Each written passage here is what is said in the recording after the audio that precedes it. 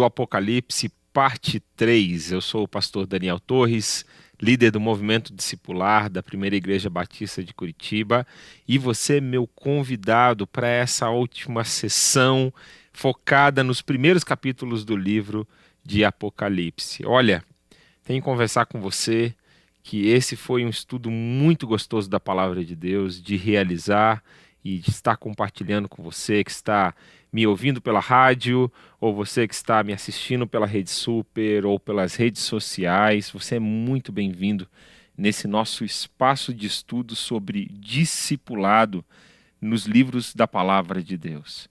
E foi precioso compartilhar contigo capítulo 1 de Apocalipse na primeira parte.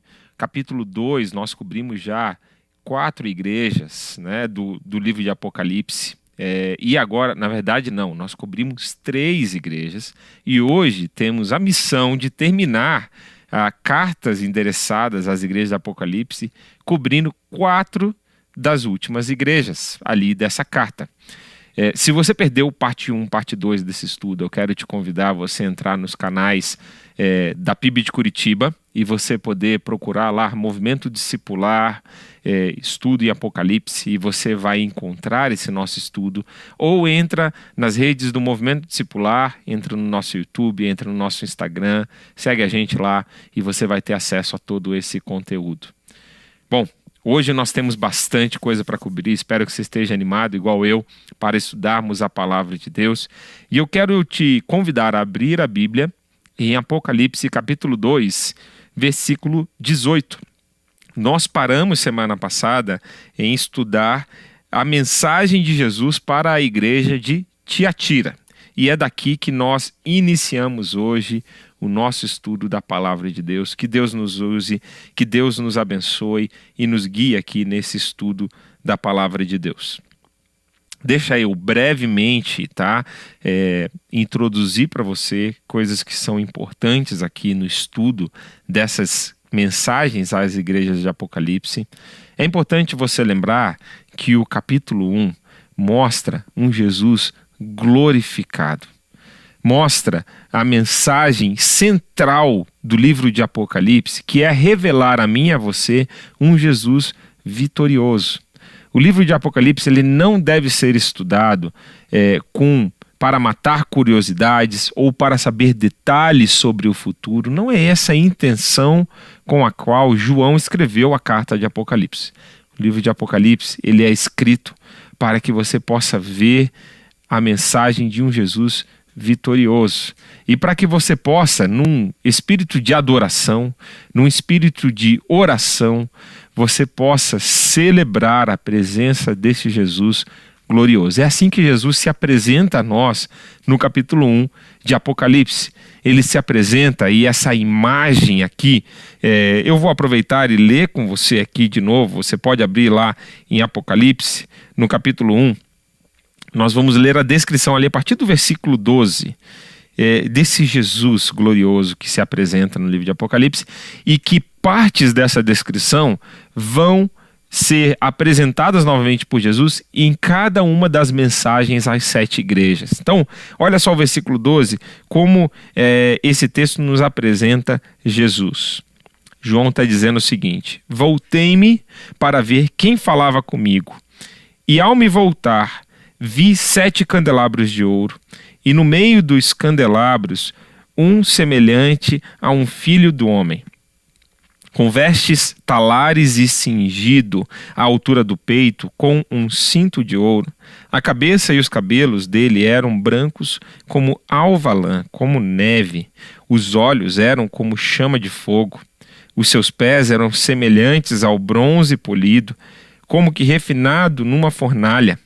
A voz era como o som de muitas águas. Na mão direita ele tinha 7 estrelas, e na sua boca saía uma afiada espada de 2 gumes. O seu rosto brilhava como o sol na sua força. Ao vê-lo, caí aos seus pés como morto. Porém, ele pôs sobre mim a mão direita, dizendo: não tenha medo, eu sou o primeiro e o último, e aquele que vive. Estive morto, mas eis que estou vivo para todo sempre e tenho as chaves da morte e do inferno. Essa é a descrição do Jesus glorioso para mim e para você. E nós já cobrimos aqui as primeiras cartas. Eu espero conseguir revisar com você no finalzinho aqui da nossa aula de hoje e aplicar essas várias mensagens para a nossa vida. Esse é o meu alvo aqui. Vamos lá então agora a cobrir a quarta igreja do Apocalipse, que é a igreja de Tiatira. Você pode virar a palavra de Deus, se você está me acompanhando com ela na mão, para o capítulo 2, versículo 18. E nós começamos ali a nossa reflexão de hoje. Deixa eu ler para você a mensagem para essa igreja, do versículo 18 até o final do capítulo 2. Ao anjo da igreja em Tiatira, escreva: essas coisas diz o Filho do Homem, o Filho de Deus, que tem os olhos como chama de fogo e os pés semelhantes ao bronze polido. Conheço as obras que você realiza, o seu amor, a sua fé, o seu serviço, a sua perseverança. As suas últimas obras são mais numerosas do que as primeiras. Tenho, porém, contra você o fato de você tolerar que essa mulher, Jezabel, que se declara profetisa, não somente ensine, mas ainda seduza os meus servos a praticar a prostituição e a comer coisas sacrificadas aos ídolos. Dei-lhe tempo para que se arrependesse, porém ela não quer se arrepender da sua imoralidade. Eis que farei com que fique acamada, e trarei grande tribulação aos que com ela adulteram, caso não se arrependam das obras que ele incita. Matarei os seus filhos, e todas as igrejas saberão que eu sou aquele que sonda mentes e corações, e retribuirei a cada um de vocês segundo as suas obras. Digo, porém, aos demais de Tiatira, a todos aqueles que não seguem essa doutrina e que não conheceram, como eles dizem, as coisas profundas de Satanás, não porei outra carga sobre vocês. Então somente conservem o que vocês têm, até que eu venha. Ao vencedor, que guardar até o fim as minhas obras, eu lhe darei autoridade sobre as nações, e com cetro de ferro as governará e as reduzirá a pedaços como se fossem objetos de barro. Assim como também eu recebi a autoridade de meu Pai, e eu lhe darei ainda a estrela da manhã. Quem tem ouvidos, ouça o que o Espírito diz às igrejas. Bom, a primeira observação que eu queria fazer para você é que às vezes nós temos uma visão um pouco romantizada da igreja primitiva. Nós chamamos de igreja primitiva aquela igreja dos primeiros séculos da era cristã. Realmente é uma igreja heróica. Eu não estou aqui diminuindo o testemunho, o valor, a bravura, a fé desses irmãos que de uma forma incrível, em 3 séculos, eles dominaram, tomaram conta do império mais poderoso do mundo. O Império Romano estava totalmente permeado com a mensagem de Jesus em 3 séculos. É incrível o que esses irmãos conseguiram fazer. Mas, quando nós lemos essas cartas de Apocalipse, lembre-se que essas são igrejas históricas do final do 1º século. João está escrevendo ali em meados do ano 90, depois de Cristo. Você vê uma igreja com vários problemas, com várias dificuldades. E quando você também lê as cartas do apóstolo Paulo e todas as correções, todas as repreensões que ele precisa fazer, como por exemplo a igreja de Corinto, a igreja de Éfeso, que é a primeira carta abordada aqui na carta de Apocalipse, nós também temos a epístola, a carta à igreja de Éfeso, você vê vários problemas nas igrejas. E os apóstolos, os líderes, faziam todo o possível para corrigir, para repreender, para orientar. O fato é, irmãos, que qualquer instituição formada por homens, ou seja, todas as instituições que existem, elas vão ser imperfeitas, vão ter dificuldades. E a gente também pode ver a grande obra de evangelização que estava acontecendo nessas cidades tomadas pela idolatria. Adoração ao panteão grego, adoração ao imperador. Essas cidades, elas eram totalmente envolvidas por esse ambiente de adoração. E quando a pessoa ela se convertia e estava sendo discipulada pela igreja, as práticas do velho homem, né, e talvez às vezes, como é o caso dessa mulher aqui que João está se referindo como Jezabel, mulheres que falsamente se converteram e que continuam incitando o povo de Deus, a igreja, a se desviar do caminho de Deus. Isso acontecia na igreja primitiva, isso infelizmente continua a acontecer na igreja atual. É o grande desafio de mantermos a pureza, de mantermos a sã doutrina, de mantermos os nossos olhos focados em Jesus. Deixa eu te dar um exemplo aqui muito claro dessa cidade de Tiatira. Essa cidade, ela era conhecida pela adoração a Apolo, o deus Sol. E essa provavelmente é uma das motivos porque Jesus se apresenta nessa carta como o Filho de Deus. E como mostrando que ele é o real Filho de Deus, e não Apolo, o Deus Sol, ou qualquer outra divindade que a cidade de Tiatira tinha o costume de adorar. Outras duas figuras que Jesus usa para se apresentar a essa igreja, até para antecipar as correções que ele precisa fazer naquela igreja, ele fala dos seus olhos, que são olhos de fogo. E eu acabei de ler com você aqui o capítulo 1, você viu que isso estava na nossa leitura também do capítulo 1. Então Jesus ele está pensando qualidades daquela visão que ele deu ao apóstolo João e mostrando como ele sabe o que cada igreja precisa. Ele sabe a correção, sabe o elogio, sabe a exortação, sabe a provisão de que cada igreja e que cada discípulo dele precisa. Essa é uma verdade incrível, né? O Jesus que se apresenta aqui com olhos de fogo, mostrando essa onisciência de Jesus, o saber todas as coisas, é o Jesus que está aí com você. Seja a situação que você esteja enfrentando na sua vida, seja a situação que você esteja enfrentando na sua casa, seja a situação que você esteja enfrentando no seu trabalho, lembre-se disso. Esse Jesus que se apresenta como alguém que tem esses olhos de fogo, que sabe de todas as coisas, que conhece todas as coisas, ele está com você. Ele está cuidando de você. E olha só, a outra figura de linguagem que também traz força a essa apresentação de Jesus e também fortalece e encoraja o nosso coração, passando por tantos desafios nesse ano de 2020, né? Ele se apresenta também como aquele que tem os pés de bronze. Pode parecer estranho para a gente, mas todas essas figuras, elas tinham representações de poder, elas tinham representações, símbolos da época de Jesus. Então, falar que alguém tinha o pé de bronze, um dos metais mais nobres da época de Jesus e mais resistentes, mostrava o poder daquela pessoa.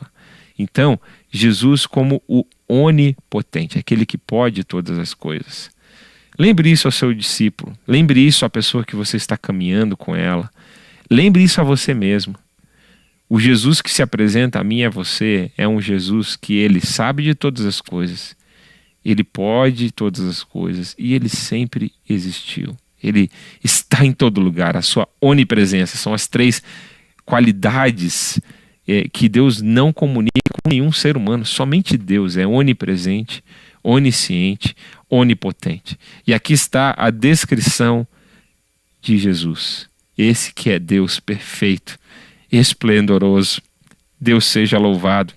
Agora, olha que interessante, que essa igreja de Tiatira, ela é, das igrejas de Apocalipse, das 7 igrejas, ela é a igreja que mais recebe elogios. Olha só, Jesus ressalta o amor que eles tinham, fala sobre a fé, fala sobre o serviço que eles prestavam continuamente, fala sobre a perseverança deles na própria fé, fala sobre como eles estavam amadurecendo, né? Quando fala que as últimas obras são mais numerosas do que as primeiras, dá esse senso de crescimento na igreja.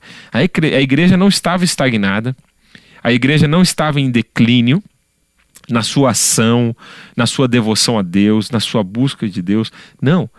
Jesus está elogiando essa igreja porque ela é uma igreja que ela está crescendo no amor, na fé, ela está crescendo na perseverança, em meio a, provavelmente, perseguições aqui que eles estavam sofrendo. Uma igreja que está servindo, que está sendo atuante na sua comunidade, mas é uma igreja que ela está falhando num aspecto muito importante, que é o aspecto da pureza. Você percebe que Jesus ele não destaca aqui o aspecto da pureza, assim como ele destacou na igreja de Éfeso, que ele elogiou a igreja de Éfeso por combater as heresias, por combater as mentiras. Então, um elogio que essa igreja não recebe é a questão da santidade. E, meus irmãos, nós vamos ver como isso é crucial aqui na carta. E você pode estar pensando, né, na sua vida, vamos aplicar isso para a nossa vida, né? Às vezes você está realmente tirando nota 10 no amor ao próximo, na compaixão pelo próximo. Você está servindo na igreja, você está atuante, mesmo nesse tempo de pandemia que nós estamos vivendo, você continuou lá, firme, zeloso, você está perseverando na sua fé, você está crescendo em áreas da sua fé, mas quando você está sozinho, quando você está naquele momento onde outras pessoas não estão te vendo, você está batalhando com áreas para manter a pureza na sua vida. É interessante que essa descrição de Jesus, ela mostra como é um Jesus que sabe de todas as coisas. E é um Jesus que está pedindo para que essa igreja se atente nessa área que é tão importante. Se você está lutando com isso, você está tirando 10 em várias áreas, mas na área da pureza, na área da separação, da santificação a Deus, você está tirando nota 5, está tirando nota 3. Eu quero te incentivar a você, assim como Jesus falou em outra ocasião, né? Faça essas coisas sem deixar de fazer as outras. Receba o elogio de Jesus em todas essas áreas aqui que nós estamos falando, mas cresça também na santidade. Cresça na pureza. Coloca isso como uma prioridade na sua vida espiritual.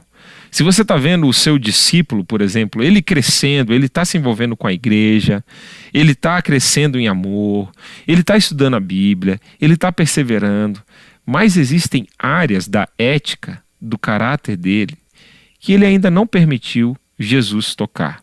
Ele ainda não permitiu Jesus transformar. E isso é muito sério. Isso é algo que nós precisamos mostrar para os discípulos, para os nossos discípulos. Olha, se você quer ser um seguidor de Jesus, o seu caráter, quem você é, a sua personalidade, tudo isso precisa ser moldado pelo Espírito Santo de Deus nessa jornada.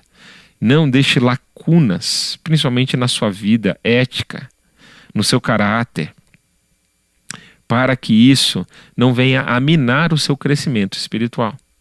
Então, se você lembra bem a história de Jezabel, e é exatamente isso que Jesus está corrigindo nessa igreja, está falando, olha, vocês estão tolerando doutrinas erradas, estão tolerando pessoas que estão desviando o povo de Deus da busca, né? Essa mulher aqui, identificada com a pior, talvez a pior rainha que o povo de Israel já teve, casada com o rei Acabe. E essa história está escrita lá nos livros históricos no Antigo Testamento. E você vai ver que Jezabel, ela desviou toda uma geração para adorar ao deus Baal. Foi na mesma época ali do profeta Elias. E Jezabel tem confrontos diretos com o profeta Elias, que é o representante do Deus vivo. E a rainha Jezabel, ela é conhecida, ela ficou conhecida na história da igreja, e aqui essa figura de linguagem, por incitar o povo à prostituição e à adoração. E isso não é tolerável na igreja de Deus de forma nenhuma. Por isso que Jesus, ele é tão forte em repreender essas falsas doutrinas permeando na vida da igreja. Uma outra doutrina muito perigosa que está hoje em dia em voga e que com muita sabedoria, temor, amor, mas nós precisamos sim combater, é a teologia, a doutrina, a teologia liberal, né? A ideia, como uma das que mais estão em voga nesse tempo, de que a palavra de Deus ela precisa ser atualizada, por exemplo. Isso é uma doutrina perigosíssima para a vida da igreja. Porque se nós relativizamos a palavra de Deus, toda a nossa base da nossa fé está alicerçada na palavra de Deus. A revelação de Jesus, a fé salvífica, o que nós cremos sobre Deus, sobre Jesus, sobre o Espírito Santo, o que cremos sobre a vida após a morte. Tudo isso está embasado na palavra de Deus e tendo como firme fundamento que essa é a verdade absoluta de Deus. Esse livro traz princípios e verdades absolutas sobre a revelação de Deus ao homem. Jesus é a revelação máxima de Deus ao homem. E ali na palavra de Deus está descrito como isso acontece, como isso aconteceu. Se nós começamos a subjetivizar essa revelação, crendo que algumas partes estão inspiradas e outras não, crendo que nós precisamos extrair a mensagem espiritual daquele texto bíblico, mas que o texto não se aplica aos dias de hoje, crendo que nós precisamos separar aquelas partes que são aplicáveis daquelas que não são aplicáveis, nós vamos incorrer num erro de relativizar a palavra de Deus, que é uma doutrina muito perigosa, volto a dizer. Portanto, meus irmãos, nós precisamos permanecer firmes na sã doutrina, naquilo que a palavra de Deus, ela mesma se defende, dizendo em 2 Timóteo 3,16, que toda a Escritura é inspirada por Deus e útil para o ensino, para a repreensão, para a correção, para o ensino no caminho da verdade. Nós precisamos manter firmes essas doutrinas que devem ser inabaláveis. E a doutrina que nos leva a conservar a pureza, como o caso dessa igreja aqui que estava falhando nessa área. Jesus ressalta que ele vai julgar cada pessoa individualmente. Existiam algumas pessoas naquela igreja que não tinham se rendido a essa corrente, a essa forma de ver a fé cristã, e a essas igrejas, Jesus, ou melhor, a essas pessoas dessa igreja de Tiatira, Jesus promete algumas coisas. Olha só, antes de falarmos das recompensas do final aqui desse trecho, olha só que interessante, porque Satanás sabe que pode causar mais danos pelo envenenamento interno do que pela pressão externa. Então você vê que algumas igrejas, Satanás usava a arma da pressão externa, da luta ali, né, de toda a opressão, de toda a perseguição. Mas às vezes Satanás ele se infiltrava no meio do povo com mentiras, com coisas sutis ou com coisas escancaradas, envenenando a vida espiritual da igreja. É isso que está acontecendo aqui na igreja de Tiatira. E olha só, ele promete a essa igreja que eles governarão as nações e que brilharão como estrelas. Lembra que no começo Jesus se refere como aquele que tem os olhos de fogo e que tem os pés de bronze? E aqui, né, tem a imagem de novo do poder de Jesus sobre todos os povos, todas as nações, e também essa questão da luz, essa questão do reluzir aqui. Eu acredito que tenha conexões da recompensa com a forma que Jesus se apresentou a essa igreja e também aos problemas que eles estavam enfrentando, né? A pureza, o brilhar como luz. Eu lembro de Filipenses também, capítulo 2, onde Paulo incentiva a igreja a sermos como luz em meio a uma geração perversa, a uma geração má, que eles possam brilhar como estrelas no céu. Talvez essa referência aqui também lembre essa igreja dessa carta aos Filipenses, essa referência de resistir às pressões da sociedade e a permanecer firme na palavra de Deus. Bom, fechamos o capítulo 2, tirando algumas conclusões aqui do capítulo 2.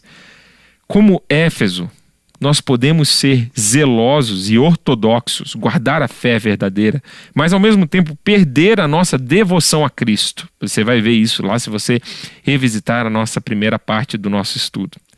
Ou, como Tiatira, essa última igreja, o nosso amor pode estar aumentando, mas carece do tipo de discernimento, isso é necessário para manter a igreja pura. Eu estou lendo aqui uma conclusão de um comentário bíblico que eu achei bem interessante, compartilhando ele com você. Como Pérgamo e Tiatira, podemos ser tão tolerantes com o mal que entristecemos o Senhor e convidamos seu julgamento. Tem duas igrejas aqui nesse primeiro capítulo que foram repreendidas por tolerarem doutrinas falsas, Pérgamo e Tiatira. E olha só, o elogio à igreja de Esmirna, né? A única igreja do capítulo 2 sem nenhuma repreensão. O comentarista diz o seguinte: teríamos escolhido Esmirna como a mais espiritual das 4 igrejas? Provavelmente não, mas o Senhor fez. Não são apenas os pecadores perdidos que precisam se arrepender, mas também cristãos desobedientes. Se não nos arrependermos e lidarmos com o pecado em nossas vidas e em nossas igrejas, o Senhor pode nos julgar e remover nosso candelabro. Aqui fica uma lição muito importante, nós vamos ver ela continuando no capítulo 3, porque Jesus está muito preocupado com a pureza na sua igreja. E não é só pecadores que precisam se arrepender, não, meus irmãos. Eu e você, como seguidores de Jesus, nós falhamos no nosso dia a dia. Nós temos as nossas falhas de caráter, nossas falhas de comportamento, nossas falhas de obediência, de fé, de confiança. E nós precisamos sim ter uma vida em que busca sempre a pureza, a santificação, que busca sempre a renovação do nosso ser em Jesus Cristo, em quem Ele é. Portanto, se nesse tempo aqui de estudo, Jesus está te lembrando de coisas que você precisa analisar na sua vida, que você precisa mudar, mesmo sendo um seguidor de Jesus, confesso, já há anos, ou talvez há meses ou há dias, lembre-se que essa jornada é uma jornada de santificação, de entrega, de abnegação, durante toda a jornada da vida cristã. Amém? Quero seguir com você adiante. Abre aí a sua Bíblia agora no capítulo 3, nós vamos estudar a igreja de Sardes, tem coisas interessantes para ouvirmos sobre essa igreja. Olha só o que diz o versículo 1 do capítulo 3. Ao anjo da igreja em Sardes escreva: essas coisas diz aquele que tem os 7 Espíritos de Deus e as 7 estrelas. Conheço as obras que você realiza, que você tem fama de estar vivo, mas está morto. Fique vigiando e fortaleça o restante que estava para morrer, porque verifiquei que as obras que você realiza não são íntegras na presença do meu Deus. Lembre-se, pois, do que você recebeu e ouviu, guarde-o e arrependa-se. Se você não vigiar, virei como ladrão, e você de modo nenhum saberá em que hora virei contra você. Mas você tem aí em Sardes umas poucas pessoas que não contaminaram as suas vestes. Eles andarão comigo, vestidos de branco, pois são dignas. O vencedor será assim vestido de branco, e de modo nenhum apagarei o seu nome do livro da vida. Pelo contrário, confessarei o seu nome diante do meu Pai e diante dos seus anjos. Quem tem ouvidos, ouça o que o Espírito diz às igrejas. Essa é a mensagem à igreja de Sardes. E é interessante porque essa cidade, ela era um centro tanto comercial quanto militar daquela época. Era uma cidade muito estratégica ali para o Império Romano, ali naquela região da Ásia Menor. Mas tanto a cidade quanto a igreja na cidade de Sardes era uma cidade e uma igreja em decadência. Era uma cidade que vivia da glória do passado, do seu poderio, da sua importância para o Império Romano, mas nessa época aqui, até por questões geográficas, eles tinham problemas com terremotos e reconstrução da cidade, e por uma série de questões, essa cidade ela foi deixando de ser uma cidade estratégica e de influência daquela região, mas ela ainda tinha a fama de ser uma cidade muito importante ali naquela região. E parece que essa igreja de Sardes era uma igreja que também se acostumou a viver do seu passado glorioso, que se acostumou a viver daquilo que ela já tinha vivido com Deus, mas ela parou de crescer, estava quase morta. Olha só, Jesus ele se apresenta como aquele que tem os 7 Espíritos e as 7 estrelas. Lembra que essa é a referência que Jesus faz lá no final do capítulo 1, e ele mesmo explica no último versículo que esses 7 espíritos são provavelmente os 7 líderes daquelas 7 igrejas, e as 7 estrelas representando aqui também, né, essa forma metaforicamente falando 2 vezes, desses líderes que estão nas mãos de Jesus. Talvez essa mensagem dessa igreja, Jesus está cobrando dos líderes uma reação. Assim como sempre quando o povo entra numa zona de conforto, sempre quando o povo entra num período de estagnação, os primeiros que precisam ser chacoalhados e movidos são os líderes. São os líderes que precisam acordar primeiro para que todo o povo possa sair da inércia e seguir aquela liderança, seja ela política ou espiritual, social, numa empresa. Os líderes precisam ser os primeiros a se mexer. E o mesmo, eu acredito que esteja acontecendo aqui com a igreja de Sardes, a necessidade. Olha só que sério isso. Essa é uma das únicas das 7 igrejas que ela não recebe nenhum elogio. 0. A única coisa que ela tem a se vangloriar é do seu passado, da sua reputação, mas nada do que eles estão fazendo nesse momento pode ser reconhecido por Jesus como algo vivo. É uma igreja que ela parou no tempo. Ela realmente ficou somente vivendo das suas histórias de fé do passado. Você conhece cristãos assim? Será que a sua vida está assim?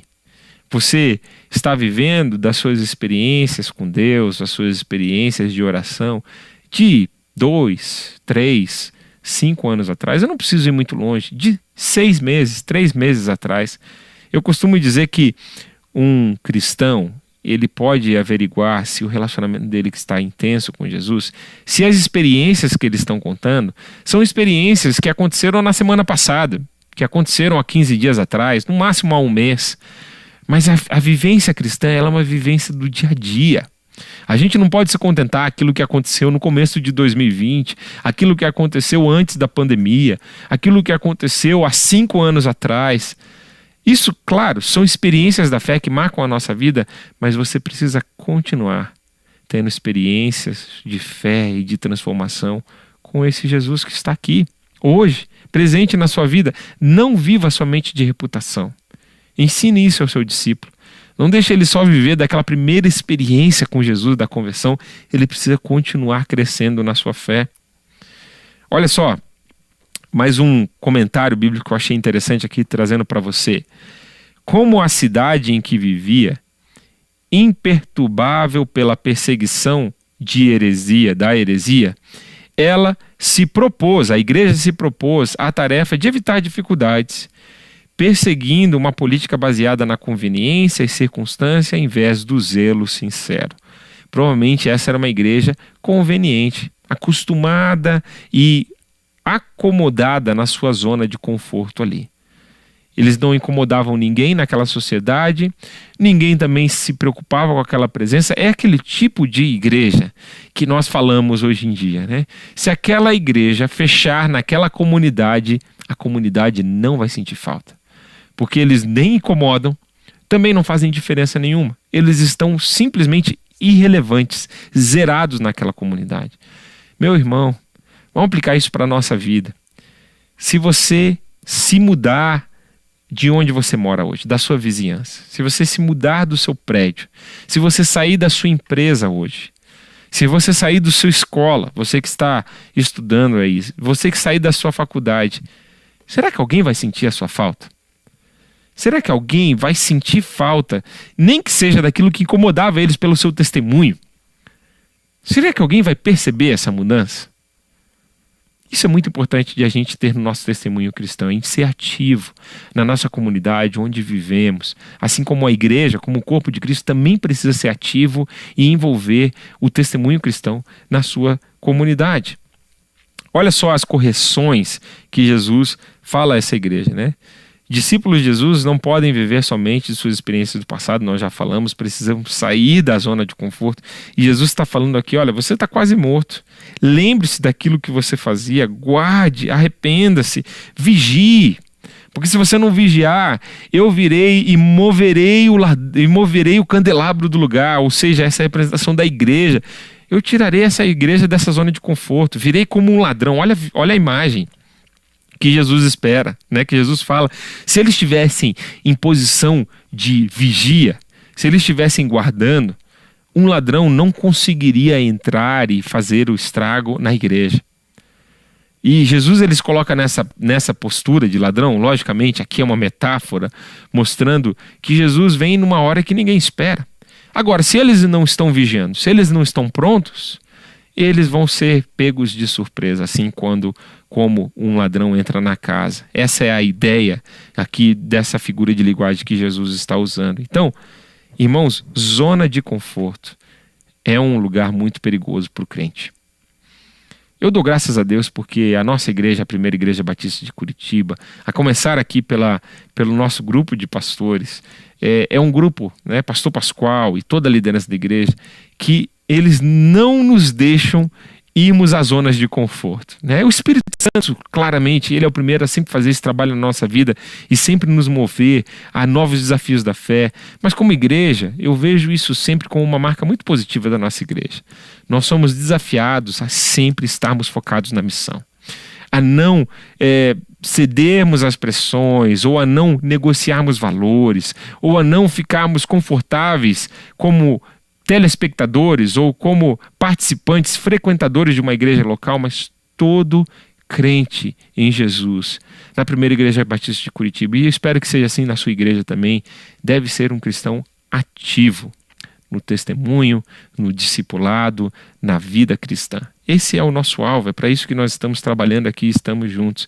Então, correção, acorde do sono, nós já falamos aqui da figura do ladrão, e qual é a recompensa? Bom, se essa igreja realmente acordar, eles andarão vestidos de branco, mostrando essa pureza, mostrando que Jesus ele é aquele que nos limpa de todo pecado, nos limpa de toda a imundície, da nossa complacência com o mundo. E outra coisa, eles receberão o testemunho de Jesus diante do Pai, de que eles venceram, de que eles são dignos, de que eles foram salvos pelo sangue do Cordeiro e que eles guardaram essa mensagem com esperança. Então, essa é a recompensa que Jesus promete a essa igreja. Vamos adiante, temos mais 2 igrejas para cobrir hoje e eu preciso aqui caminhar com você para a igreja de Filadélfia. Olha só o que diz o versículo 7 do capítulo 3. Ao anjo da igreja em Filadélfia escreva: essas coisas diz o santo, o verdadeiro, aquele que tem a chave de Davi, que abre e ninguém fechará, e que fecha e ninguém abrirá. Conheço as obras que você realiza, eis que tenho posto diante de você uma porta aberta, a qual ninguém pode fechar. Sei que você tem pouca força, mas guardou a minha palavra e não negou o meu nome. Eis o que farei com alguns dos que são da sinagoga de Satanás, desses que se declaram judeus e não são, mas mentem. Eis que farei com que venham até vocês, prostem-se aos seus pés e reconheçam que eu amo você. Você guardou a palavra da minha perseverança. Por isso, também eu o guardarei da hora da provação, que há de vir sobre o mundo inteiro, para pôr à prova os que habitam sobre a terra. Venho sem demora. Conserve o que você tem, para que ninguém tome a sua coroa. Ao vencedor, farei com que seja uma coluna no santuário do meu Deus, e dali jamais sairá. Graverei sobre ele o nome do meu Deus, o nome da cidade do meu Deus, a nova Jerusalém que desce do céu, vinda da parte do meu Deus, e o meu novo nome. Quem tem ouvidos, ouça o que o Espírito diz às igrejas. Uau, toda vez que eu leio tem coisas novas, coisas que chamam a atenção. A igreja de Filadélfia, uma igreja interessantíssima, né? Jesus se apresenta como aquele que é santo, que é verdadeiro, aquele que tem a chave de Davi. E me parece que essa igreja, ela estava prestes a entrar numa grande oportunidade. Jesus fala aqui de uma porta que ele está abrindo e ninguém pode fechar. E aquela que ele fecha, ninguém pode abrir. Olha que mensagem poderosa para mim e para você hoje, nesse momento que estamos vivendo. Jesus é aquele que abre portas que ninguém mais consegue abrir. Jesus é aquele que fecha portas que ninguém mais consegue também entrar por ela. Esse é o seu e o meu Jesus. Se você está precisando hoje de uma graça de Deus, de um emprego para sustentar a sua família, lembre que você está diante daquele que tem a chave de Davi, você está diante daquele que pode abrir portas para você, para a sua família, restauração na sua casa. Creia, peça a Deus. Peça para que Ele restaure a sua saúde, que Ele restaure a sua família, que Ele restaure a sua condição financeira. E esse Jesus, Ele está te ouvindo. e Ele pode te guardar, assim como Ele guardou a igreja de Filadélfia. Essa é uma igreja muito interessante, porque parece não ser uma igreja muito expressiva numericamente, ou muito expressiva de influência, como as outras igrejas ali, talvez a igreja de Éfeso, a igreja de Sardes, que nós já vimos, a igreja de Pérgamo, mas essa igreja é uma das 2 igrejas, entre as 7, que só recebe elogio de Jesus. Mesmo não sendo uma das igrejas mais fortes e mais influentes. Jesus não está se preocupado com isso. O que realmente cativa o coração de Jesus é a fidelidade, é o amor, é a pureza. E essa igreja, ela preservou isso. Olha só o que o Wisby diz: não é o tamanho ou a força de uma igreja que determina seu ministério, mas fé no chamado e comando do Senhor. Essa é a mensagem poderosa. Olha só os elogios aqui: poucas forças, mas fiel. Tem oportunidades. Ele tem guardado a palavra de Deus com fidelidade. Esses são os elogios aqui à igreja de Filadélfia. Olha só, é uma das únicas igrejas que ela recebe promessas tanto para o agora, ou melhor, naquele tempo, da igreja, quanto para o porvir. A maioria das promessas de Jesus aqui no livro de Apocalipse são promessas a serem cumpridas quando o reino de Deus se manifestar em toda a sua glória entre nós, nos céus. Mas para a igreja de Filadélfia, ele promete algo interessantíssimo. Fala que os judeus, que eram grande oposição a esse povo, eles não resistiriam ao poder de Deus. E eles se renderiam à graça, ao poder de Deus sobre a vida dessa igreja cristã ali na cidade de Filadélfia. E ele promete proteção às tribulações.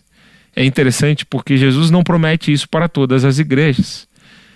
A própria igreja, a outra igreja elogiada por Jesus ali no segundo capítulo do livro de Apocalipse, ela é advertida do contrário. Ela fala: olha, permaneçam firmes, porque vocês vão passar por muitas tribulações, mas eu estarei com vocês. Para a igreja de Filadélfia, Jesus fala que vai poupar eles das tribulações. É interessante como Jesus sabe. Não existe uma receita padrão para todos os discípulos, para todos os crentes. Por que às vezes você está passando por um momento de crise, um momento difícil na sua vida?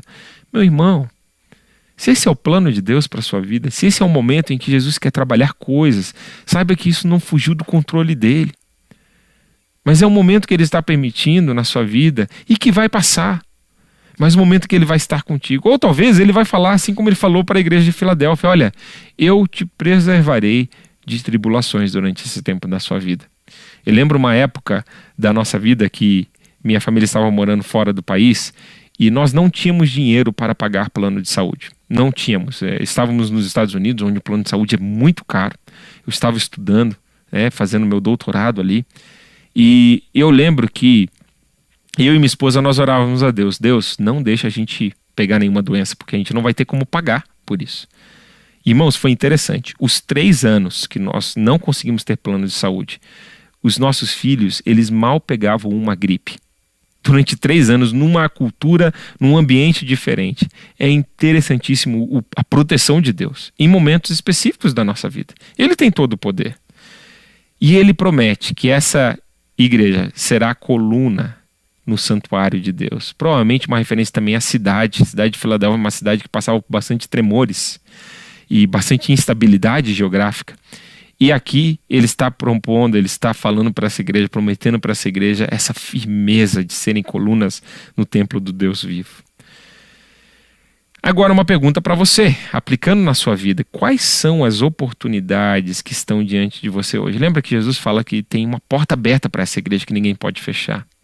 E para você que está me ouvindo, para o seu discípulo, quais são as oportunidades ao seu redor para que você possa testemunhar da sua fé, para que você possa ajudar outros, para que você possa servir a sua comunidade, para que você possa servir a sua igreja? Pense nisso, responda essa pergunta para você agora mesmo. Quais são as oportunidades que eu encontro ao meu redor? E Jesus vai te abençoar usando essas oportunidades para glorificar o nome dele. Chegamos à última igreja, a igreja de Laodiceia, e eu quero ler com você o versículo 14 até o final do capítulo 3. Ao anjo da igreja em Laodiceia escreva: essas coisas diz o Amém, a testemunha fiel e verdadeira, o princípio da criação de Deus. Conheço as obras que você realiza, que você não é nem frio nem quente. Quem dera você fosse frio ou quente. Assim, porque você é morno e não é nem quente nem frio, estou a ponto de vomitá-lo da minha boca. Você diz: sou rico, estou bem de vida e não preciso de nada, mas você não sabe que é infeliz, sim, miserável, pobre, cego e nu. Aconselho que você compre de mim ouro refinado pelo fogo, para que você seja de fato rico. Compre vestes brancas para se vestir, a fim de que a vergonha da sua nudez não fique evidente, o colírio para asgir os olhos, a fim de que você possa ver. Eu repreendo e disciplino aqueles que amo. Portanto, seja zeloso e arrependa-se. Eis que estou à porta e bato.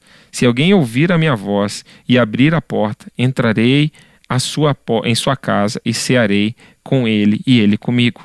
Ao vencedor darei o direito de sentar-se comigo no meu trono, assim como também eu venci e me sentei com o meu Pai no seu trono. Quem tem ouvidos, ouça o que o Espírito diz às igrejas. Quanta coisa especial aqui nessa carta. Quantos detalhes dessa cidade Jesus destaca e usa para falar sobre o processo de purificação. Laodiceia, ela está localizada numa região onde de um lado, de umas cidades vinha água fria e da outra cidade vinha águas quentes, e nessa cidade se encontravam essas duas fontes e a água ficava morna.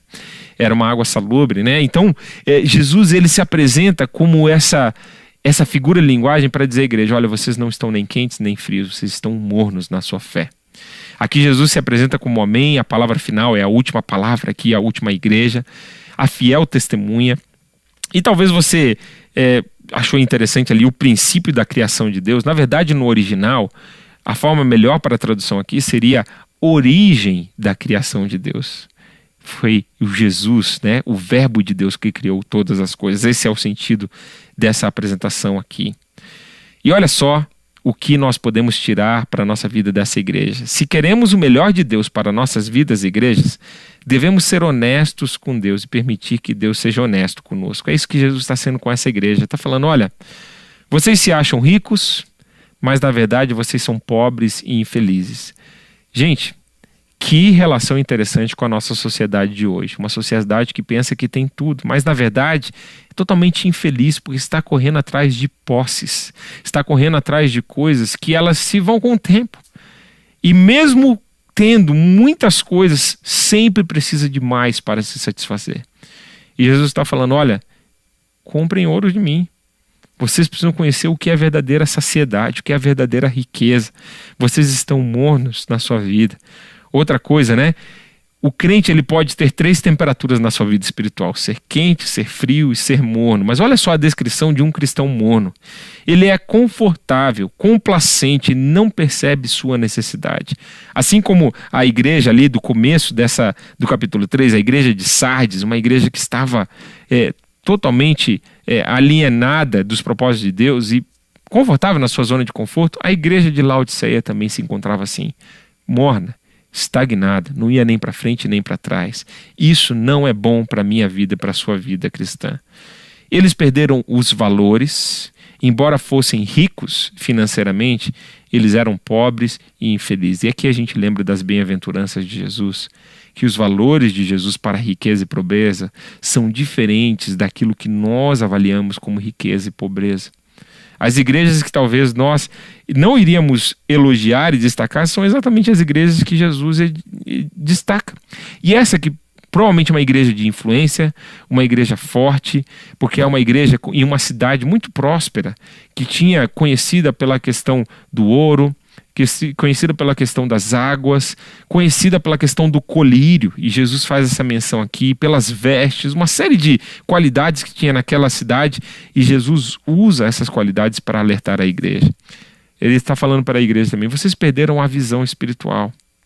Vocês estão prósperos fisicamente, mas perderam a prosperidade espiritual. Eu me lembrei de um dito que eu ouvi, que um papa ali na Idade Média, quando a igreja estava muito rica, mas tudo ao redor estava contaminado pela corrupção, pela heresia, a Igreja Católica Romana, um dos papas contando ali na tesouraria do Vaticano, né? Contando as moedas de ouro e contando tudo, e ele vira para um dos seus assistentes e fala: que bom que não precisamos falar mais como o apóstolo João e o apóstolo Pedro, nem ouro e nem prata tenho, né? Se referindo ali à experiência do livro de Atos. E aí o tesoureiro, ou a pessoa, o assistente, vira para o Papa e fala: que pena é que não podemos ou não dizemos com frequência, assim como os apóstolos: levante e ande, pois a sua fé te salvou em nome de Jesus.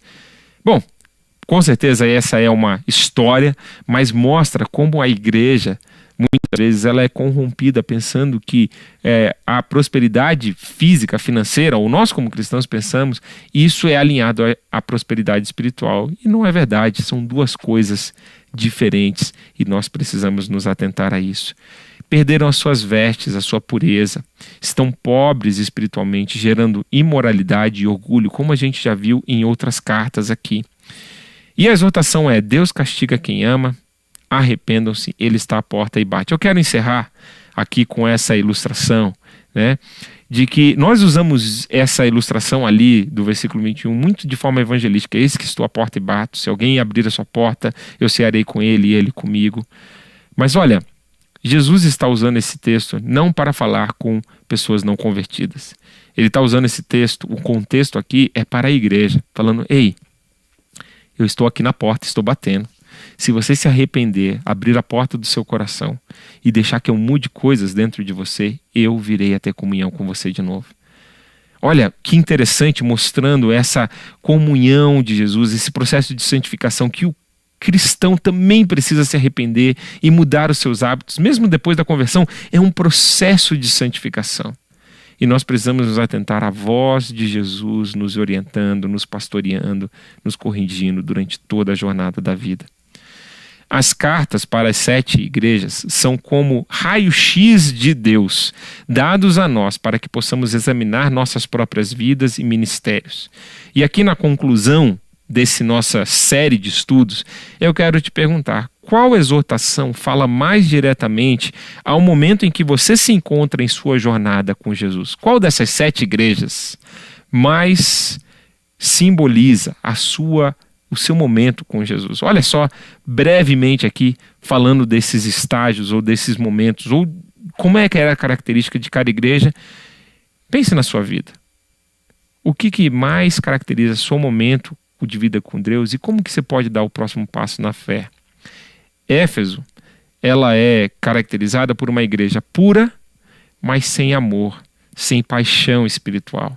Esmirna, ela é considerada uma igreja pobre, mas é uma daquelas igrejas, uma das duas, que Jesus só a elogia. Ela é rica, mesmo passando por perseguições, por lutas, por dificuldades. Essa é uma igreja fiel. Pérgamo, ela é uma igreja amorosa, sim, com muitas qualidades, mas sem pureza. Não tem se guardado das manchas e da contaminação com as coisas que não vêm de Deus. Tiatira, ela é uma igreja relevante. Lembra que é a igreja que mais recebeu elogios de Jesus, mas ela também é uma igreja tolerante. Ela tolera as coisas que Jesus não tolera. Ela não tem se guardado pura. Sardes, ela é uma igreja vivendo do passado. Não seja um cristão vivendo do seu passado. Seja um cristão vivendo do seu presente, do que Jesus está fazendo na sua vida. Filadélfia, ela é uma igreja que está avançando pela fé. É uma igreja que está desbravando novas alturas, novas dinâmicas na sua fé. Eu espero que você esteja se identificando com a igreja de Filadélfia. Laodiceia, a palavra que resume essa igreja, é uma igreja morna. É uma igreja que está prestes a ser vomitada da boca do Senhor Jesus. Que palavra forte. Eu espero que você tenha aproveitado junto comigo esse estudo da palavra de Deus. Te convido para estar conosco nesse nosso espaço de discipulado, semana após semana. E eu quero orar para que as nossas vidas possam receber essas mensagens de alertas e para que possamos conformar a nossa vida com a palavra santa do Senhor Jesus. Jesus, obrigado por esse estudo da sua palavra. Senhor, leva-nos ao arrependimento em áreas que precisamos nos arrepender. Ajuda-nos, ó Deus, a ouvir a Tua voz de amor, de correção e, Deus, retomarmos o curso da nossa vida cristã em áreas que precisamos. Purifica o nosso coração, ajuda-nos a alinharmos, ó Deus, e mantermos pureza e paixão espiritual vivos e vibrantes na nossa comunhão contigo. Abençoa, Deus, cada um dos ouvintes, cada um dos meus irmãos aqui participando desse nosso estudo.